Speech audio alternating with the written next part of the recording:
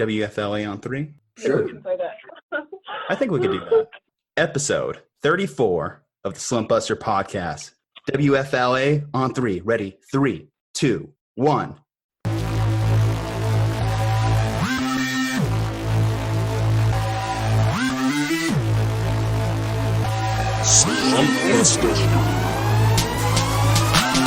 Quiet on the set, make sure my mic is on. Eric, Dre, and Juju Dog diving towards the pylon. Go for two, so damn rude, recognize authority. Spitting tips for fantasy, no way you're outscoring me. Bold predictions with conviction every single day. Sports addiction, no restriction, kicking game like Pele. He's the greatest, what's the basis? Pick an athlete, let's debate this game. Outrageous trading places, sudden death, take 10 paces. Turn and shoot, boys the truth, Mamba mentality. Future greats take their place, dreams become reality. Blowing outside, knocked it out the park. Your boy discovered fire like a rock with a spark. Refs acting like Neanderthals. Phantom flags, nothing calls. Heartbreak losses, tragic falls. Every week discuss it all. Settle in, listen up. Free your time like Andrew Luck. Show's about to start. I suggest you buckle up. WFLA. Alrighty, guys. Welcome in, ladies and gentlemen. We are ready for our 34th episode of, you've heard it first, the Slumpbuster podcast. Of course, I'm your host, Juju. Got my co-host, Dre. And we are joined by a four-time LFL champion and Chantell Taylor. Welcome into the show, Chantell. How are you doing today? Hey, how are you guys? Thank you so much for having me. I am doing cool besides quarantine and corona, but, other than that, I'm living, surviving, making it through.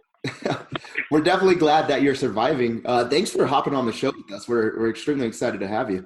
Yes, I'm excited to be on with you guys. So tell us, so you're in Chicago right now. How's the response going on right there in that part of the country? Oh, baby, it's critical in Chicago. For whatever the reason is, these Chicagoans are having a hard time following directions and staying in the house. So I feel like we're getting put on punishment more and more because nobody wants to listen and, be taking this corona serious as they should be taking it. So pretty much everybody is trying to just stay sane at this moment. But right now it's getting harder and harder for us Chicagoans by the day, honey. Getting harder and harder. Are you originally from the Chicago area, or did you just move there when you became part of the Chicago Bliss?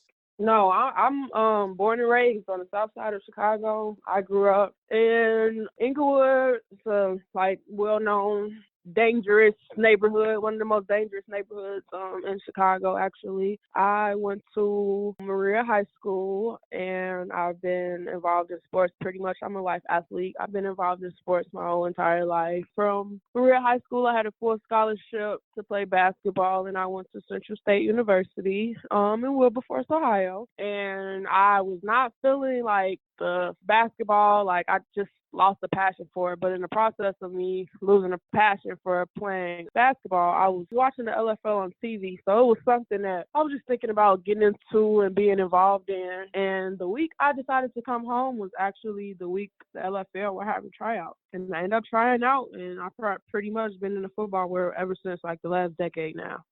So did you have to approach them? Did they approach you when you first got into the league? How was that process? So when I first got into the LFL, they have open tryouts. So like I stated before, I'm a life athlete, so I always been involved in sports. So I just used to see it on TV all the time when I was doing homework and just in my dorm, relaxing. And pretty much, like I said, the weekend that I decided to drop out of college was the exact same weekend when I came home, the LFL were having tryouts. And I went to the tryout, and pretty much the rest is history. I've been involved with the league, with the LFL for about a decade now. I played defensive line the whole entire time I've been a football player. I have 4 championships. I was number 1 in my position for 6 years in a row. I've been all over the world, out the country to play football. Those experiences and everything were really, really cool. It was just the inside of the LFL, from the outside looking in. You don't get to see the behind the scenes and the stuff that's not so pretty. So it just began to become a more tiring situation it wasn't fun anymore. It started being more about beauty and athleticism and women competing for the wrong reasons instead of for the right reasons. So once I won my last championship in 2018,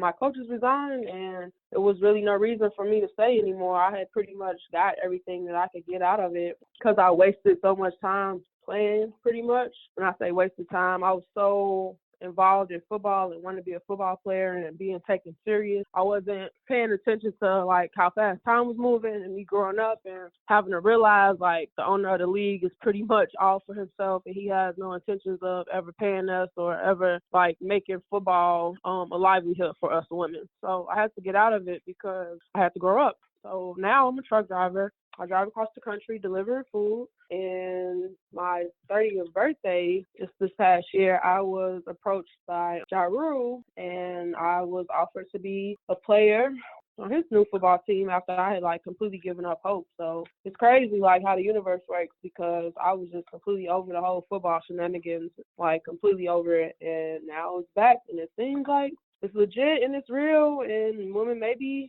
on a platform where we're going to be taken seriously for playing football. So I'm excited.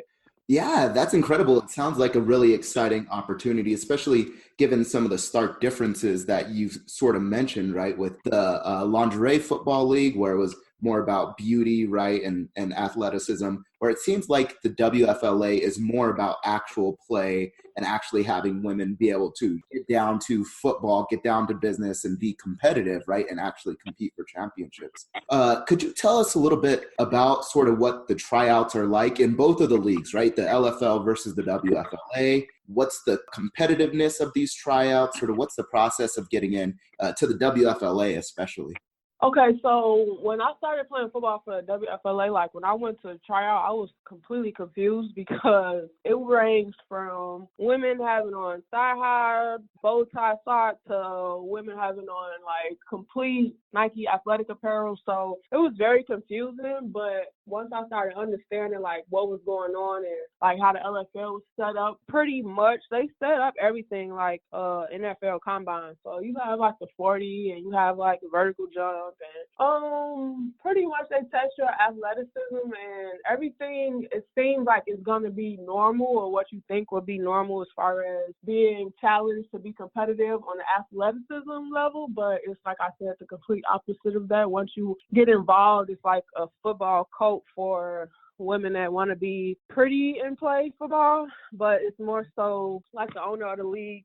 He justifies it more so as it's more about beauty and less about competitiveness. So with the WFLA, I haven't even had an actual tryout. I guess just word of mouth and them setting up I guess have a team already, in the works and preparing for it. Now I've seen like the combines because I think the first combine for WFLA was in Las Vegas. So I was, like I said, I had completely given up on football. Like I wasn't keeping up with what women's football league or teams were starting, what was happening. Like I had completely lost the passion for it. And like I said, this just all kind of fell in my lap again with me. I ended up speaking with Ja Rule, like it just all kind of happened at one time. So I'm pretty sure, like from what I can see, these women that are part of WFLA, it has nothing to do with beauty as far as like what you see from the outside looking in. Like it's really about real women want to play football and be a part of something real as far as competitiveness and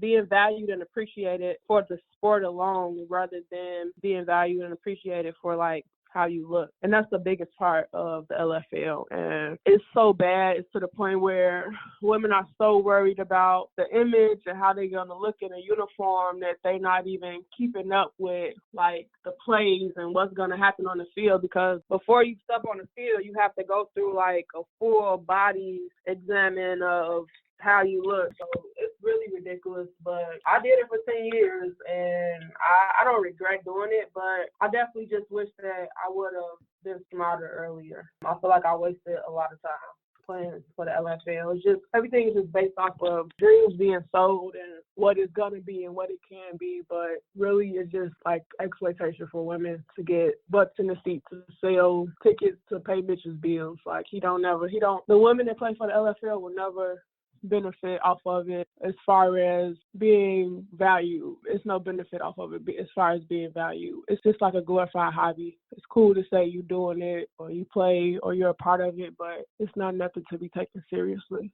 Well, you're definitely going to be making up for lost time from the sounds of it. So you mentioned obviously Ja Rule, big time investor. It looks like there's about like close to 30 teams in the league. Who are some other like investors that like put in their time and money into making this league work? Obviously, I know it's going to be facing some challenges with obviously COVID-19 kind of affecting the league start date. But what is your guys' current plan in place for getting this thing going? Like, is it just going to get pushed back a little bit? Or is this first inaugural season just going to be taken off the books completely? What are you kind of expecting at this time? So what I'm expecting, because I honestly don't know like what's gonna go on with the league and doing what's like how far along we gonna be with the virus. I honestly don't know like the answer to that question. I would assume when life gets back to normal, everything will go back to normal. But the people that are investing, they're really looking for big time investors. So just to buy one team is $500,000. So you have to have $500K just to invest into a team. So I can't imagine people putting that type of money up, not thinking that they're gonna profit or make something back from it. And one of the newest investors that I just saw was Waka Flocka's mom, Deb Anley. She just bought the Atlanta team. I can't remember like exactly what the name of the Atlanta team is, but she purchased the Atlanta team. So I see her doing more than what the LFL is doing, because a woman like that, I can't see her investing her money or her time in something that she's not going to make money off of. Yeah, it sounds exciting, all the things that are going on with the league, right? So you've got these big-time investors, and I especially like that there's the women ownership, right, and the women that are invested in it. They want to see other women empowered. They want to see a successful women's league. Another question that I had for you is, you sort of mentioned that in the LFL, a lot of the girls were not paying attention to the playbooks, right? They're more focused on their looks. So what is that learning curve like for understanding football, given that it's such a complex sport, right? Like, you've got to know all these positions on both sides. There's the different routes people run, running plays, passing plays. So how difficult was it to sort of learn that from not having necessarily a football background?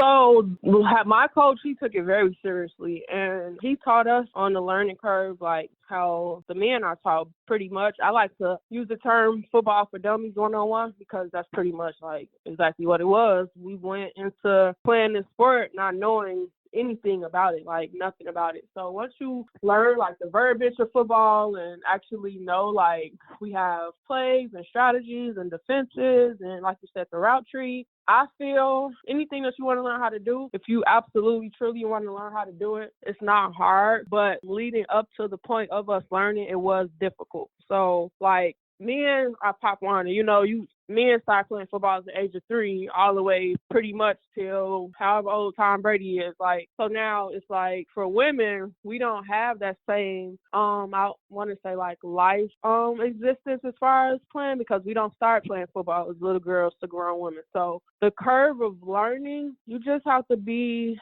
willing and open to understand like the X's and the Y's and the Z's and what this player is supposed to be doing and what like everybody, how our coach had our offense and our defense set up, everybody had to know everybody's position or you were not even allowed to be on the field. And that's how we were so successful at winning championships, because we actually knew what everybody next to us was supposed to be doing. And how Hat ran our program, if you didn't know your assignment and the person next to you assignment, you wouldn't even be on the field. So it was like that imperative to know what you were doing and what your teammate is doing, because that's how serious he took it and that's how he taught us. And I appreciate that, because from what I see, like with the LFL, different women around the league, like they don't have a clue. They just, like I say, to be a part of it, like the coaches that get chosen and picked, I think they just are a part of it because it sounds cool, because it's like, oh, lingerie football, women in lingerie, like it's all for the wrong reasons.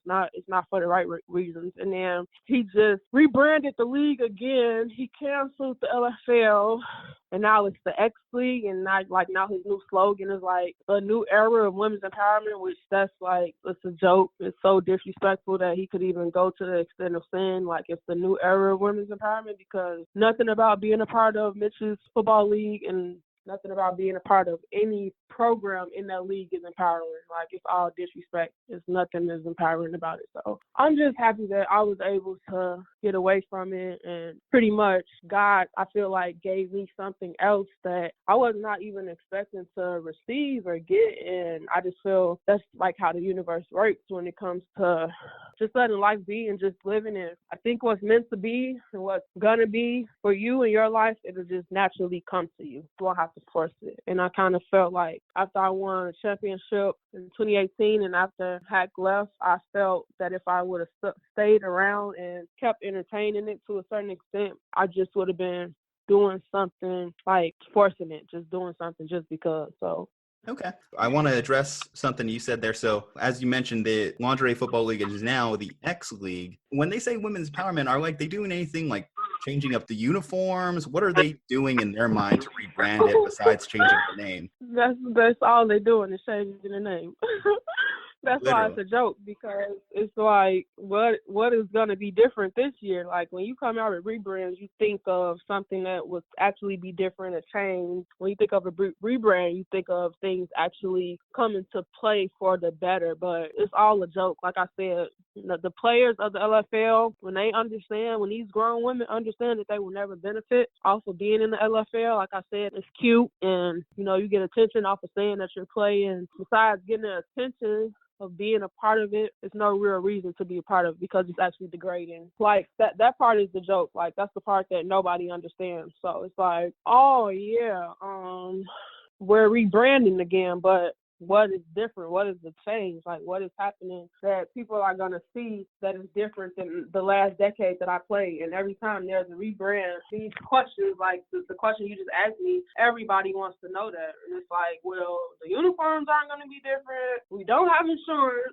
We don't get paid. Still got to play 4 games a year. We still got to promote for free. We still got to sell tickets for free. Like, so that's a great question. I wish we could interview Mitch and ask him what's the difference going to be, but it's not no difference. It's just something that he just do to keep his money flow going. It's not for us. It's all for him. And now, the fact that this virus pandemic has started and things are really getting real for the world, I don't even honestly see the LFL even having life once all this stuff do clear up, because I don't think people are going to be like, I don't think people are going to take it serious. And I also think people are going to be afraid to even be active or be around like that type of situation, because it's already bad enough that this is something that, they saying if you touch or shake somebody's hand, you get, but playing the sport practically naked, like, that's not safe. Like, so I don't see people like being super, super excited to be like, oh yeah, let's go to this LFL game. I think this pandemic is really going to change the world for real, like completely. So, I mean, we're going to see what happens, but I honestly think the LFL is over with. Yeah, no, that definitely makes sense. And, you talked about like the being objectified and everything like that. So like when we were trying to do research for like the show and this preparation, the only interview like I could find you on was this like one YouTube interview where this guy caught you at like a Chicago White Sox game. And it was like the most random thing. So it was kind of cringe. Not going to lie. He kept like, asking you why you weren't in uniform at a baseball game. I'm like, because she's just here promoting, dude. Can you kind of like talk about that like that? Like, did you get that a lot? And more specifically, how did you feel like when you were on the field? Did you mind like all that when it was going on? So I started playing football at a very young age.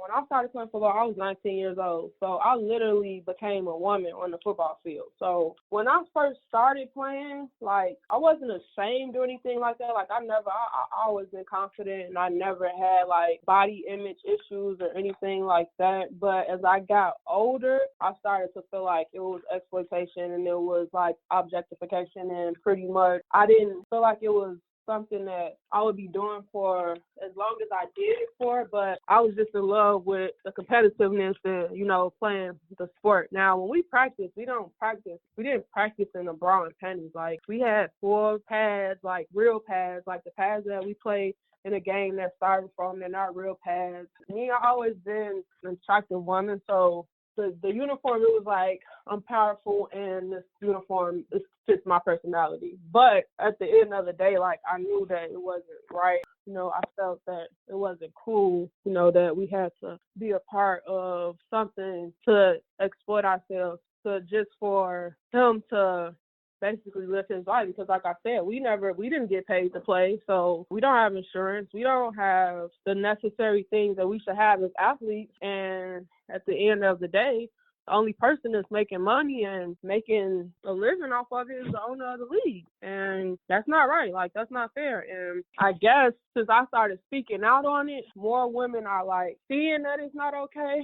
But it's like the excuse that I keep getting from a lot of women is, but we don't have another platform to play football on. Or like, we don't know what we would do without this being here. We just want to play. We just love to play. And it's not that serious. Like, it doesn't matter how much you love to do something. Being used to do it in a way that's not positive, it's not worth it. And I turned 30 years old in December, and I guess when I turned 30 years old, like, I had like a complete, like, a third eye awakening. Like, so it's just a lot of things that I dealt with and did when I was in my 20s. I just won't do it again. I can't do it again. Let me ask, so on that, you mentioned the insurance thing. I want to touch on that because way back, early part of the show, we did like a breakdown that we came across the statistic in women's soccer, for example, there's 3 times a higher concussion rate than in boys soccer. Now, obviously in a contact sport like football, we've already seen the concussion issue was a big thing in the NFL. Was that like a big issue in the LFL? You guys are still hitting each other and full contact. How often did you see the concussions? How did the league handle injuries when it came to that? You want to touch on that a little bit? So the league handling injuries, like, once again, Mitch Mortaza, he does not care about anybody getting hurt, anybody having any type of injuries. Like, it's bad. Like, he's under class action lawsuits right now because he promised women that, like, this one girl, she played for a Los Angeles team. She played us the year that we started winning. So we were full steam ahead, and she got her eyeball, like, literally bulged out her head. Like, in the moment that all this happened, like, she basically was realizing that nobody would help her with her medical bills. Like, she kept reaching out to Mitch. She kept reaching out to, I guess, like, we have like a house mom of the LFL. Her name is Heather. Like, she pretty much does his dirty work for him, like the stuff that he can't do and say she does it. But they don't care. You could get hurt. You could get your leg broke, your face broke, your neck broke. Nothing's going to happen. That's something that you have to go off and personally deal with on your own. Like, he's not going to pay for anything. You're going to just end up being in a lawsuit with him. And right now, how this whole thing even came about with me and him having confrontation, like, I'm pretty conservative and quiet when it comes to me taking care of my business, and it was never like a problem with me voicing my opinion about anything. But the type of man that he is, like, if you voice your opinion about protection, or if you voice your opinion about insurance or anything that is a benefit for the player, you will immediately be blocked and removed out of his life. And that's the game that he plays. So I ended up seeing a comment on Instagram on the Extreme Football League page from a fan that says, I read somewhere that these women make millions of dollars to play football. And I got agitated when I saw it, because I'm like, wait, hold on.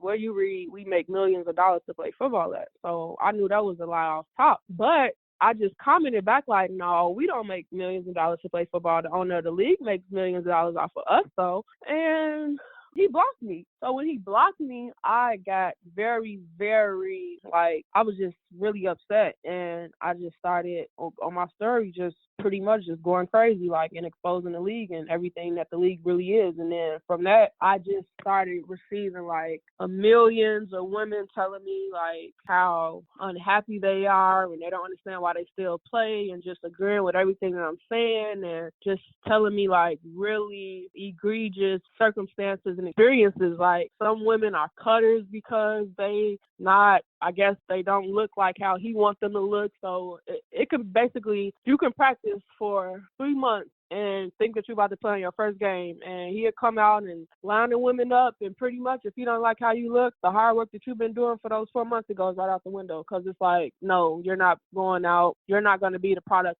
on the field in my uniform. And it's just sad. Like I said, I never went through that because I'm really an elite athlete, and I never had any, like, issues with my weight. I never fought with those type of, like, issues. But for the women that have, it's not anywhere that I would encourage, influence, recommend. I wouldn't like if I had daughters, I would not allow them to play in the LFL. Like it's a waste of time. It's not worth it. And he doesn't care. Like he doesn't care about us getting hurt. And it's really crazy because I even know women that torn their MCL, their ACL, and like, they still want to go back and play. And I was just like, I'm blessed because I have injuries that are like reoccurring, like, but I never had nothing where I couldn't walk or where, somebody had to like take care of me to the point where like I did it for 10 years.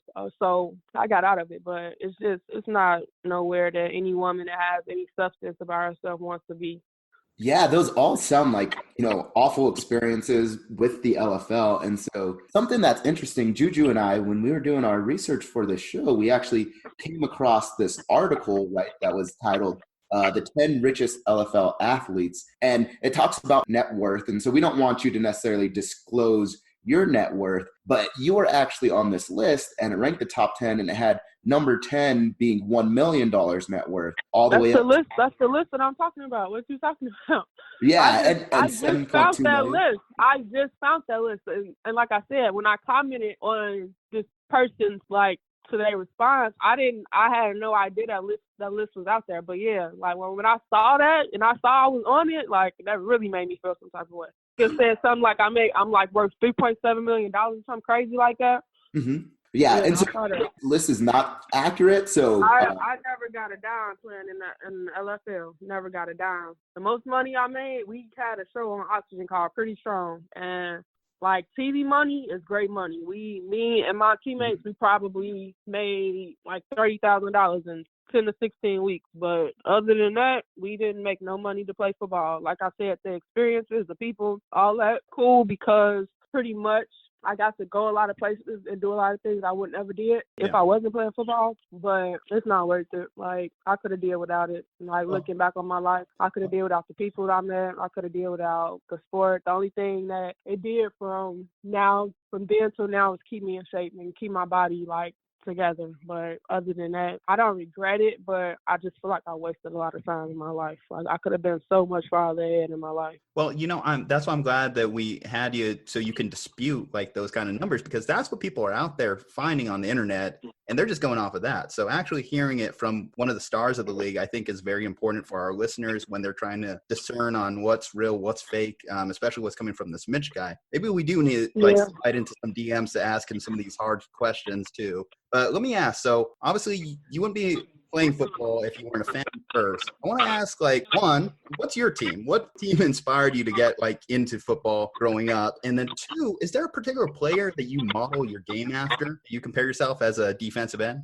So, like I said, I'm really a life athlete, and I've been playing football, like, since I've been like 6th, 7th, 8th grade recess, and then when I got to high school, I started an intramural football team, and then like I dropped out of college, and I just, like I said, I saw it on TV. I'm more so like I'm a real athlete. Like I just wanted to be a part of something different, and once I realized like I could hit and I could hurt somebody and not get in trouble for it, like that was me being from like a impoverished area, and just that was like my escape, like my relief, like my taking my frustration out legally. But I never had like a specific team. Like I'm from Chicago, so of course I'm like a South Side, like Comiskey Park, White Sox girl. I'm not really like, I don't have like a favorite football team or like inspiration from a certain football team. But once I started coming into myself and I understood what I was supposed to be doing in my position, Hack started calling me Lawrence Taylor. And when I looked up who Lawrence Taylor was, that's kind of like been like the model player of who I am. Like they call me Lil LT. So once I started understanding like what I was supposed to do in my position and how I was supposed to play, that's pretty much like the player that I modeled my play off of. And before games, I would just, tune out and get my headphones, and I would just YouTube Lawrence Taylor, and I would just watch all type of highlights with Lawrence Taylor, and that's how I model my player game. That's high praise. I mean, LT was definitely, there's an argument to be made that he's not only the best like defensive end, outside linebacker, but the best player ever of all time. So, that definitely tells you what regard you were held in by your coach. And I think that's important, like in establishing a start, to give your player confidence and to help turn you into the athlete you are today, like the revered football player you became. Now, another question we always have for our guests on this show that I want to get with you before you head on out is, do you have a favorite sports movie of all time? A favorite sports movie? Favorite sports movie. So this The Blind Side. The Blind Side? Okay, gotcha. So that's a new one to be listed on the show. Tell us why.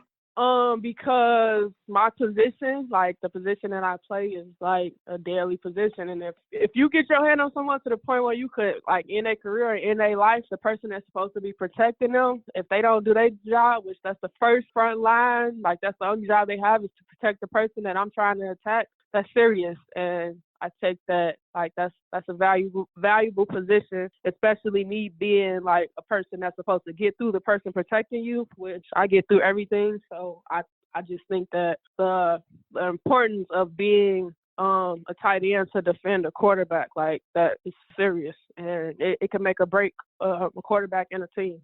Given your background, right, and the neighborhood that you grew up in, I've spent some time in Chicago, and my family, every single time I'm up there, they're like, we're not going to Inglewood, right? Like Southside Chicago is where we definitely just don't go. So does your background help you relate to that movie a little bit, right? Given some of the scenes that we see in that movie when it comes to the stark differences, right, between you have privileged family and then you also have neighborhoods that are very underprivileged in the movie.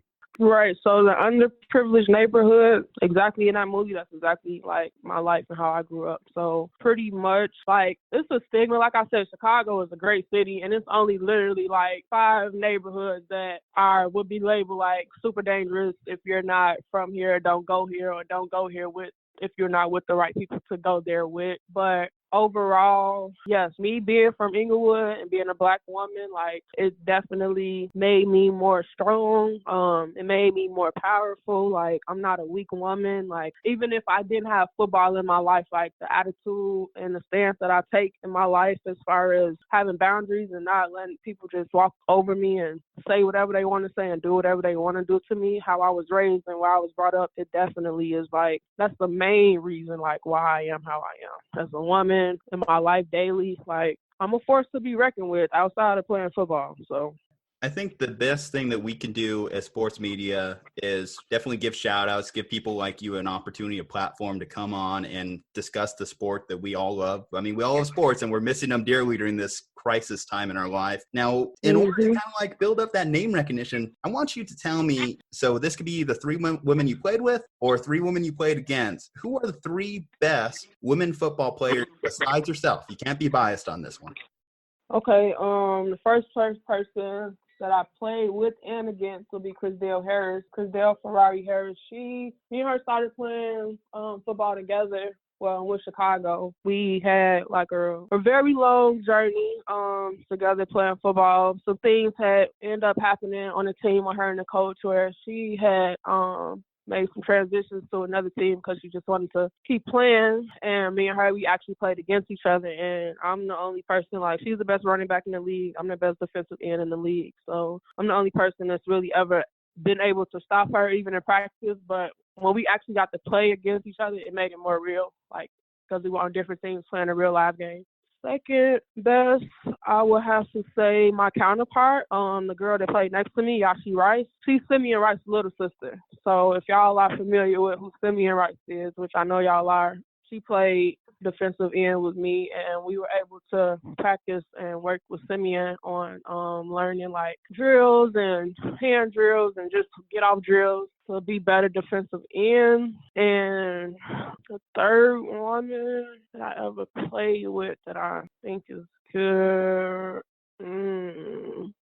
let me see, Allie Alberts. I have to say Allie. She's the best receiver in the league. She played with me too. But yeah, she was like the Michael Jordan of catching passes, catching throws in the LFL. So those 3 women, I want to say, like, they got my respect, my highest respect. And being able to play with them, I won championships with all of them. They all are good friends and good people in my life. So they all, except for Allie. Allie is pregnant now, but me and Chrisdale and Yashi, we all going to be playing for the New York Stars. So we expecting to win another championship. Yeah, and we're wishing you luck. It sounds like you're all fantastic athletes, all being able to, group up and team in New York for the WFLA. And so I guess that leads me to my next question. When When it comes to the WFLA and women's sports in general, how can we as the sports media help promote women's leagues, right, and new women's athletes? And that goes for us, ESPN, Fox Sports. What can we do to help get your guys' names out there? I just want to be taken serious. Like, women, I just feel like as a unit in women's sports, from the WNBA to like the women's soccer team, we don't get taken serious. And I think like with this new football thing coming along, like for it to be a real professional women's team, I think that like with this girl, Chantell Telli, right now they put her out as the highest paid professional woman playing football. I just think once this door opens up for us, we will be promoted more and be taken seriously more. But I just want to be on the level that the men are. Like, we work as hard, we practice as hard, we play as hard. Like, we do exactly everything that the men do. So I just think that it's the time that we live in, and I'm fortunate to live in, that we are actually going to be taken serious for being women athletes to play football. So I'm excited. Here's a fun question. Who was your favorite quarterback to sack in the LFL? Just throwing it out there if you want to out hot shots. The NFL or the LFL? Well, in the LFL, whose number did you have, or whose number did you put on the ground more specifically the most? Whose number? Oh, I had everybody number on the ground, baby. But my favorite quarterback, there's not a quarterback in the LFL that I didn't put on the ground that I played against. But my favorite, it had to be a draw in between KK Matheny. She played for Seattle Thunder or Seattle Mist. When I was playing, it was the Seattle Mist. And LA Temptation, Ashley Salerno. But I put both of them on their butt before, so they all right. All right. And then let's see here. So a couple headlines that came up in the last like half year or so. So Carly Lloyd, she was trying to be the first woman in the NFL by just showing off some tape of her kicking field goals. How realistic of a possibility do you think that is? Do you think that's something that we might see within the next few years? What do you think? No, I think that's silly. Like, we're still women, so at the end of the day, we need to stay in the line, like in the lane of being women. I guess her being a kicker, that's cool, but I don't agree with women going so far as to want to be on the field with the men. Like, it's still a different ball game, and like men and women were not created equally with the same amount of power and strength. So I think it's cool that she's just out there, she's kicking, but I don't agree with like women lining up on the line to go against men, and I don't agree with that. Like, I'm a woman, I'm very feminine, I'm very girly. Like, I want to still be submissive to a man. I'm not like trying to just be like Wonder Woman or Superwoman, and I don't need a man. Like, no, I don't think that's cool. Okay, then what about, so obviously playing, that's established, your beliefs on that. What about coaching? Because Katie Sowers, so I'm a big-time San Francisco 49ers fan. She's one of the assistant coaches brought up through Kyle Shanahan. Many people see Kyle Shanahan as offensive genius, and she's taken on a big role in his offensive play calling. Do you think that's... Yeah, I see that. Now, coaching, that's completely different. Like, coaching, I could see myself coaching a men's team because I feel like women do have like that nurturing side of them, and I feel like if a woman comes off the right way to a group of men, they will listen and be able to intake information from a woman. I think coaching is fine, but I believe playing is a different caliber of being able to be a teacher versus being on the field and going through the motions.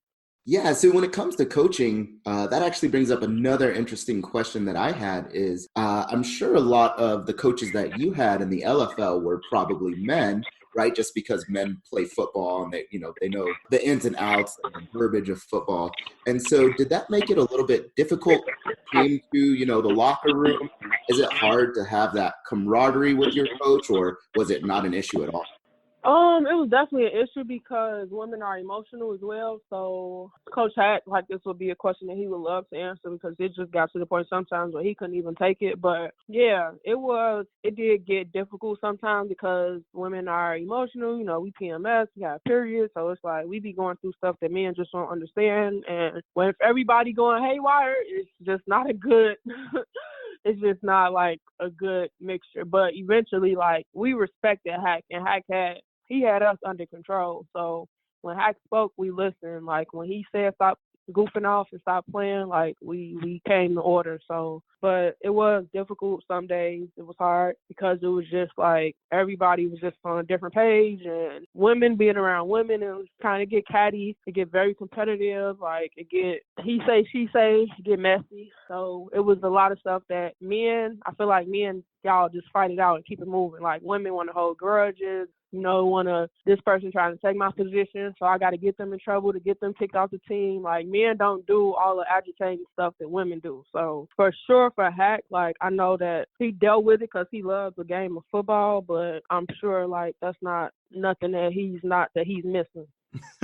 I could only imagine. So, like, when emotions ran the highest, tell me about those fights where they're just full-on throwdowns on the field, or forgive me if I'm not familiar with the best LFL fights of all time. Went down that YouTube rabbit hole. So they, like I said, nothing about the LFL is empowering because on that aspect, all of the BS was encouraged. So Mickey had his favorites who really were enthralled and like entertaining the fighting and the talking back. Me, I talk, but you have to get me there. Like, I talk with my play. I'm not gonna sit on the field and yell and scream and entertain that much BS because I don't have to do that because the way that I play is gonna speak for me. So once I'm a taunter. Once I make a play, I get in your face and like that. But emotions always run high because we're women. So it's like we already got emotions. Like, we already emotional. Now we on the field and we playing football, and you just add all that up together. It's just a mess. So oh yeah, like, emotions are always running high. Even in practice, like, some people just not having a good practice day, and they think that you trying to be funny because you keep getting to the bag, or you just never know what type of day you're gonna have being in a group of women that, like, everybody is an alpha woman. So it's like nobody gonna let you punk them. And it gets to definitely be a lot. But if you want to do it and be involved in it bad enough, like all of that, you overlook it eventually. But when emotions run high, baby, they definitely run high. We definitely appreciate your time, Chantell. So we know like about 10 minutes there, so we better let you go. You got some people entertained, and we were happy to have you this entire time. Now tell us, where can people find you on social media? Tell us, where can people listen to you, watch you, basically just be involved in the formation of this new league here?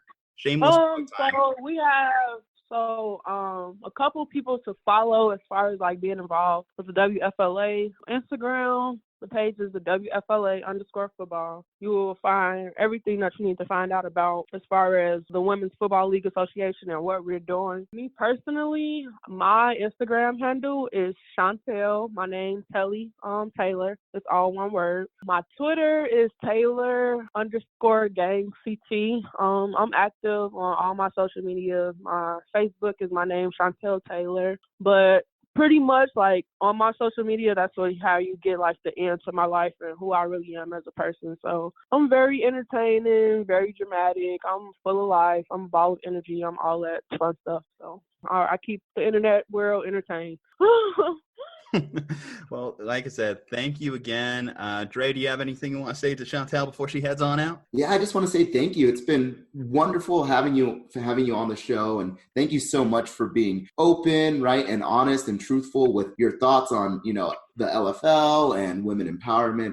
And I think it's definitely a breath of fresh air that people need to hear, is just that flat out honesty from the players themselves, right? Because a lot of us, we form our own opinions about how we think things are, but you're the one that really knows the truth. And they all know the truth. Why they still want to be a part of it is, I don't know, but everybody that's a part of the LFL and has been a part of it, we all know the truth. And Mitchell and Heather, they know the truth as well. But people are only going to do to you what you allow them to do to you. So if everybody want to keep playing football for free and get hurt and injured and used, that's their problem. I'm out of it though.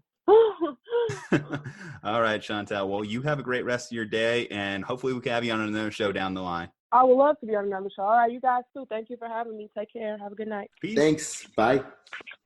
All right. Well, you heard it here. We had a fantastic interview with Chantell Taylor. Definitely go check out her social medias. Support this new league. It sounds like a great new opportunity for women to really, if they want to play football, this is their opportunity, which sounds like a much better opportunity than what they were getting with the LFL.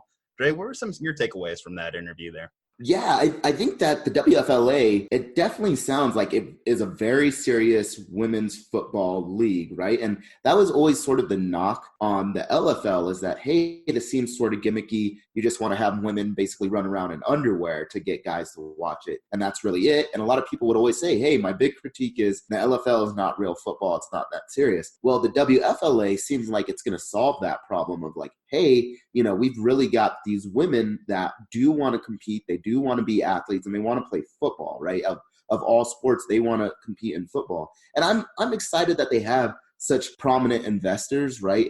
You got your Jaw Rules and a few other people. You've got a woman president, right, or women owners. So I think it's fantastic. I'm really excited for the league, and I'm hoping that we, as the Slumpbuster team, can maybe even, do our power rankings like we do with the XFL and NFL and other organizations, Okay. Right? And I like that. Yeah. I like that. I think that's a great idea there. Now, I mean, it's John Rule, so let's hope he just keeps this league going. Obviously we all watched the Fire Island documentary. So John Rule, you better do your part on this one. I don't want to be burned by you again.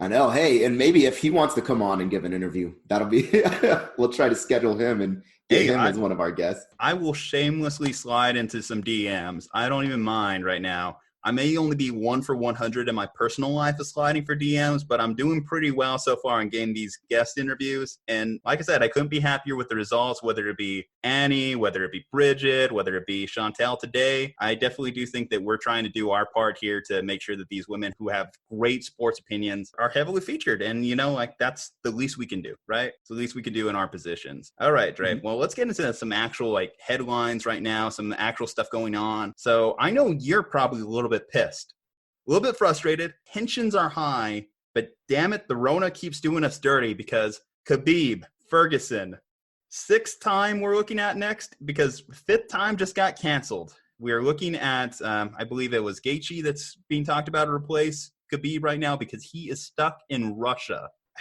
I don't even know where to start with this, man. This is ridiculous. If it wasn't literally tearing your ACL in an interview, if it wasn't some bad blood, if it wasn't any random stuff that's delayed this fight in the past, suddenly we have to escalate to a global pandemic to cancel it.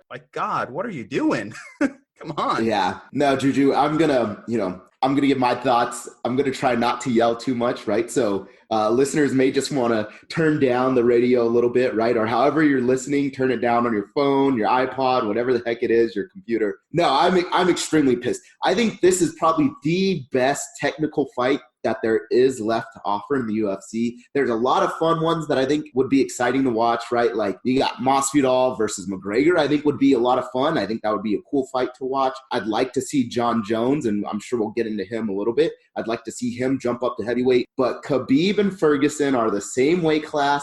They're both extremely technical at what they do, just they have completely different styles. And this would have been the best fight that probably has ever happened in the octagon, and it gets canceled again. And so just to give you a rundown, Juju, of all the things that have happened, 2015, fight was supposed to happen. Khabib has broken ribs. He's out. 2016, fight's supposed to happen. Tony Ferguson got fluid into his lungs, probably from training or whatever it is, or he got kicked too hard, something like that. So 2016 doesn't happen. 2017, supposed to happen again. Khabib this time is dehydrated. Fight's off. 2018, it's supposed to happen again. Tony tripped over a TV cable. So those cables that they have that are running through for the cameras and all that stuff, so they have tons of power and are able to, to broadcast and all that stuff.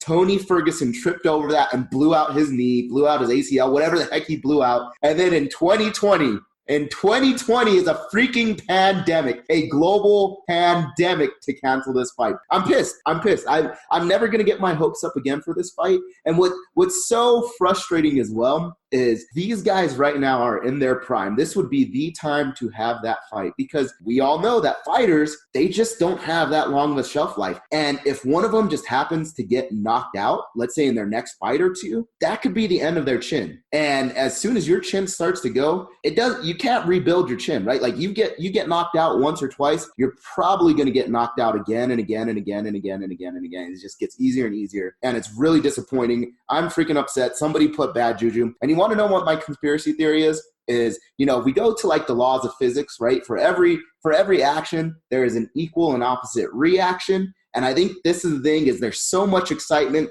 this would have been such a good fight. That's so much positive energy that there just has to be an equal and opposite negative energy. And that happened to be the coronavirus. So that's my conspiracy theory, is that there's just too much positive energy around this fight, and with fans and the excitement, that it causes an equal and opposite negative reaction, and it freaking ruins the world. It literally puts the world to a halt. Honestly, my conspiracy theory was built on more so Netflix started this whole thing. That way we can sit down and view Tiger King for the next forever. How far into that did you get to kind of like put tensions at ease? Did you finish up? Oh yeah, I'm done with it. Okay. Over under Carol Baskins killed her husband? I 100% think that she did. I mean, I guess it's if it would more be a matter of how she did it would be what I'd want to bet on. Over under that this fight ever happens? Oh, man. I'm going to say it never happens. It never happens. Wow. It's cursed. It's cursed, dude. It will not happen. I'm telling you, Juju, that there is an equal and opposite reaction. And anytime this fight gets scheduled, we're excited for it. There's going to be something so bad that it cancels this fight. The next time, right, let's say they reschedule this fight for later here in 2020, the world might end. It literally might end. There might be a meteor or something. The world's going to be over.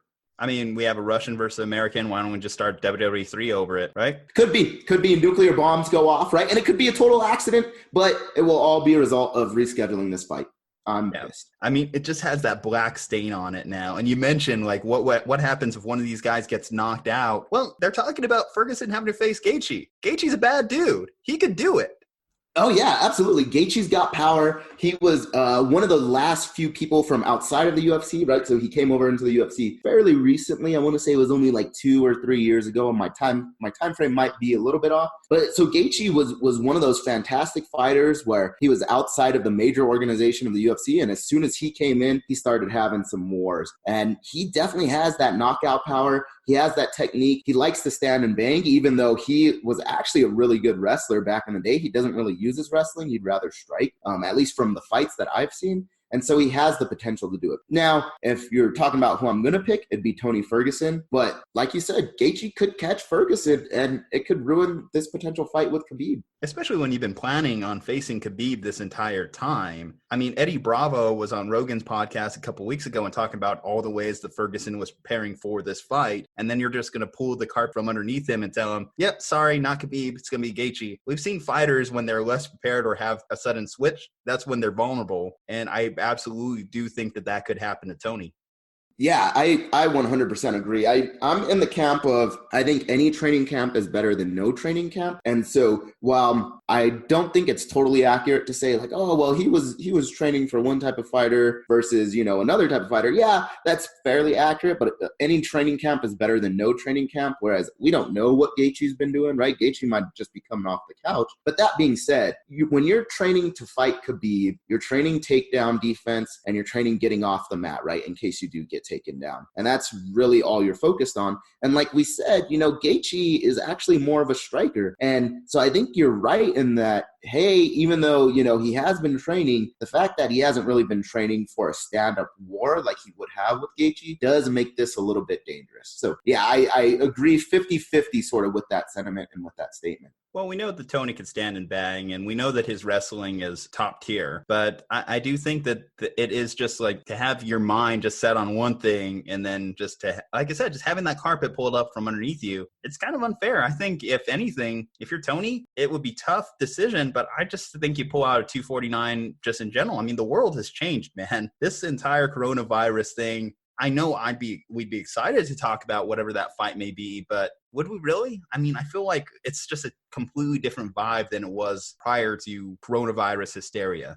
Yeah, no, I think you're exactly right. Is the reason why there was such a big push to keep it Khabib versus Ferguson is that it was going to be a huge money fight, right? And it's for the belt. This would have been a fight, that Tony would have possibly gotten the actual belt. He's been the interim champ a few times, but never been the actual champion, right? And he would have won that. He would have earned it, definitely. And now you don't have as much buzz around it, so there's not as much money. And so with that, is it really worth risking these guys' health in multiple ways? One, like we said, Tony potentially could get hurt, right, in this fight going forward. And if he gets knocked out, he may never be the same when you're trying to remake that Khabib fight. But two, is it worth risking them contracting the coronavirus right now for a fight that people are much less excited about now, right? Like there's this sort of downturn in which people were excited. Now it's like, I don't really care about this fight as much. And so is it worth having to escort people through, airports and possibly worry about, hey, who sat in this seat right before me? And is anybody on the plane sick? Is anybody in the airport sick? What about the taxis I'm taking? And then, you risk giving these guys the coronavirus or COVID-19. And so I just don't think it's worth it. Yeah, I mean, Dana was just pushing to have this fight because it was those two guys. Now it's not those two guys. There's no reason to have this event. In fact, I think that Dana, the UFC, should just follow the same route that all the other sports leagues are doing and just cancel it. Because at this point, what are you fighting for? You would have an empty arena. No one's jazzed. The undercard, they're probably not that much into it either. This is your perfect excuse if you're Dana White to not have this event. You're probably happy that Russia took it out of your hands and withheld Khabib from coming to the country. Yeah, I think you're exactly right. And if I was Dana White and the UFC, I would posture it as, given the light of the events, we're going to take a serious look at not endangering our fighters and our athletes. And given the world events and how things have sort of spiraled out of control with this virus, we're going to take the stance of, hey, it's no longer worth it and we want to protect our fighters' health. And so maybe you even spin it as if you're sort of the good guy in all of this, even though we know, right, Dana ultimately, if those two guys were still fighting and Russia hadn't suspended travel, he would still have this fight. But you could spin it as like, hey, we're trying to be good people now and a good organization. Yeah, I mean, hopefully they're at least dealing with isolation a little bit better than Jon Jones. Is that the transition? Is that the transition we were looking for? That's a good one, I guess. So we might as well get into it. Do you want to explain what happened with our friend Jon? Juju? Well, as many of our listeners or anyone that's a UFC fan probably knows, Jon Jones does not have the best track record with the law. Well, it got even worse this past weekend in Albuquerque, New Mexico, where my co-host is. I hope that you were safe from Jon Jones getting a little trigger happy out there. So maybe I'm misspoken. Did he just shoot from a moving vehicle? Is that the headline I'm hearing? So it's a little bit unknown right now. Is what had happened is there was a gunshot in an area right close to downtown Albuquerque, and people weren't quite sure if it was Jon Jones or not, right? So I'm not going to go as far to say that it was him. But when the police happened to arrive, they found Mr. Jones, right, in his car. They pulled him out of that car. They did find a handgun, and he was heavily intoxicated, right? So he was behind the wheel while intoxicated. He also happened to have a gun. Therefore, a lot of people think that it was him either shooting his gun off into the air or doing something stupid with it, right? Did you watch the full police tape of him getting arrested? I did. Yeah. Yeah, it's just so sad. It's such a waste of potential, all the stupid stuff that this guy does. Like, why doesn't he get it at this point? That you can't do this bullshit. Just download fucking Uber. Download Lyft. And what I really don't like is that he always tries to make it seem like he's this fantastic, wonderful person or something. And even in the video, you hear him say like, oh, no, I was just down here with these homeless people, treating them like humans. And I'm like, come on, dude. Like, if you're going to make a mistake, just own up to it. And that's what makes me so sort of mad with Jon Jones is that the fact that he keeps peddling these different excuses and trying to make it seem like he's a good guy, right? And we got into this in our Fighter of the Decade stuff. But, like, Jon Jones, you got popped for steroids twice, dude. Just say, hey, I took it, right? I happen to, take these supplements. It's not going to happen again. Or you get caught drinking and driving or whatever. Don't say, hey, I was out here helping homeless people. No, you weren't. You were out there driving drunk. That's what you were doing. I kind of wonder how his brothers feel about this. So obviously, one of the unique things about the Jones bloodline is it has two brothers who played in the NFL. One of them is a pretty damn good defensive end for the Arizona Cardinals, Chandler Jones. I wonder what they think about this. Their brother just can't seem to get his shit together. You would think the model for being a upstanding citizen like Chandler Jones is there. So why is it that Jon just strays so far from the course? Honestly, it might be living in Albuquerque, dude.